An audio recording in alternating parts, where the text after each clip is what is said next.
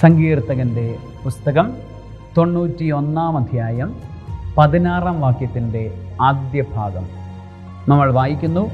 ദീർഘായുസ് നൽകി അവനെ സംതൃപ്തനാക്കും. ദീർഘായുസ് നൽകി അവനെ സംതൃപ്തനാക്കും. അതായത് ദൈവത്തിൻ്റെ സംരക്ഷണം സ്വീകരിച്ചവൻ, അവിടുത്തെ സ്നേഹത്തോട് ഒട്ടി നിൽക്കുന്നവൻ, അവിടുത്തെ വിളിച്ചപേക്ഷിക്കുന്നവൻ പ്രാപിക്കുന്ന വലിയൊരു കൃപയാണ് ദീർഘായുസ്.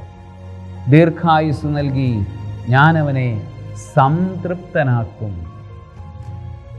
ദീർഘായുസും സംതൃപ്തിയും ബന്ധമുള്ള കാര്യമാണ്. ചില വ്യക്തികൾക്ക് ദീർഘായുസ് ലഭിക്കുന്നു, പക്ഷേ അസംതൃപ്തമാകുന്നു.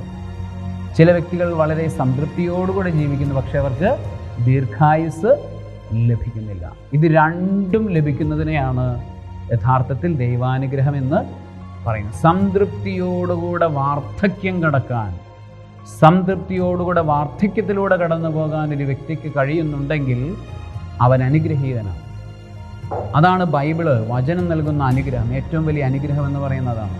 ഇന്നത്തെ കാലഘട്ടത്തിൽ ചില ആളുകളോട് ചോദിക്കുമ്പോൾ അവർ പറയാറുണ്ട്, എങ്ങനെയെങ്കിലും ഒന്ന് ഈ ജീവിതം ഒന്ന് കഴിഞ്ഞ് കിട്ടിയാൽ മതിയെന്ന്.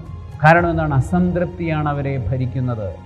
അസംതൃപ്തമായിട്ടാണ് അവർ ജീവിക്കുന്നത്. ഇത് രണ്ടും വേണം. ദീർഘായുസ്സും വേണം, തൃപ്തിയും സംതൃപ്തിയും വേണം. അതിനു വേണ്ടിയാണ് നമ്മൾ ആഗ്രഹിക്കേണ്ടത്. അതാണ് അനുഗ്രഹം.